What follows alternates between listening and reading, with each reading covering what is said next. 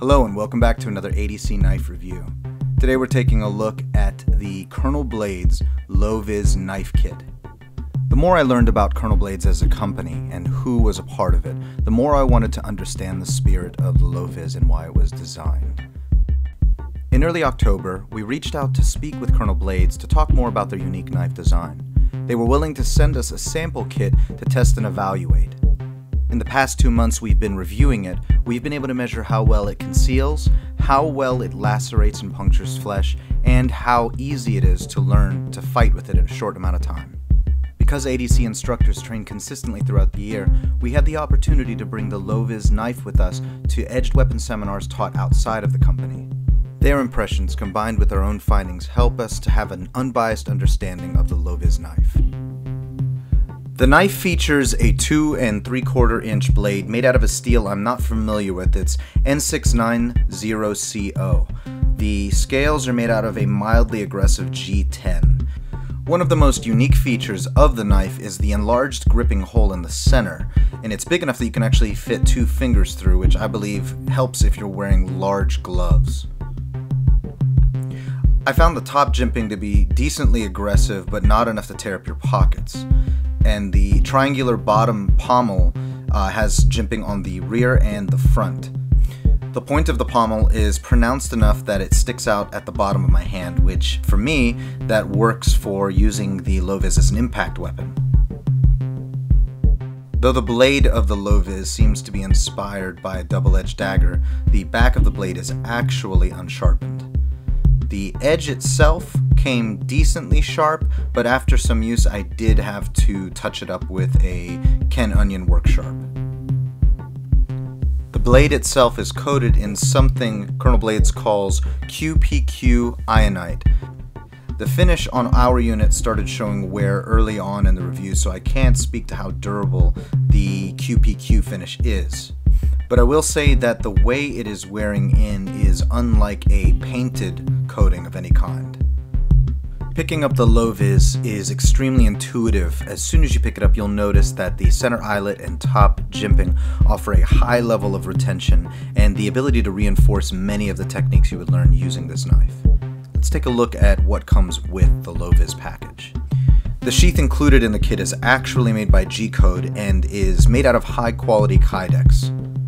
The eyelets on the sheath allow for multiple mounting options, but Colonel Blades was nice enough to include 2 mounting clips with the sheath. The included clips allowed me to mount on MOLLE or under a belt concealed.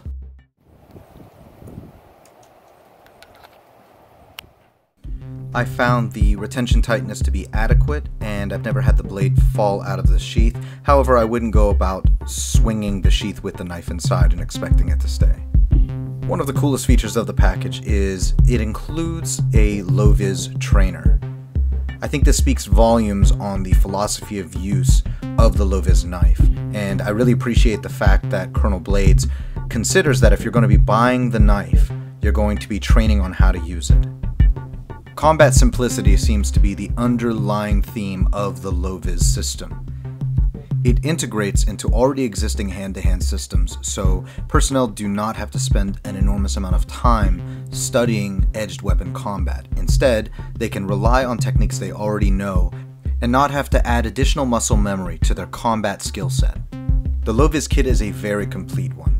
With a premium knife, a high-quality G-Code sheath, and included trainer, you're getting a lot for your money. Next up, let's see what this knife is capable of.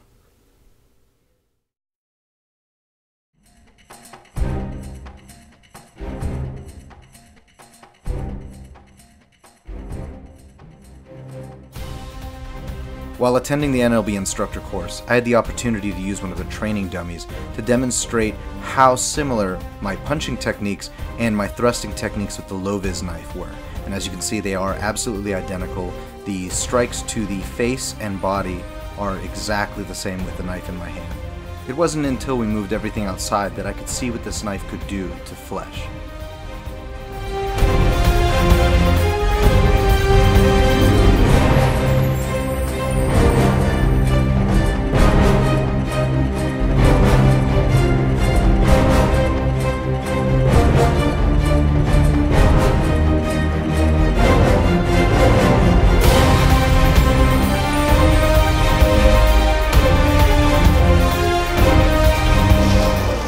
Alright, let's see what the low-vis knife did to our cut of meat. Let's check it out.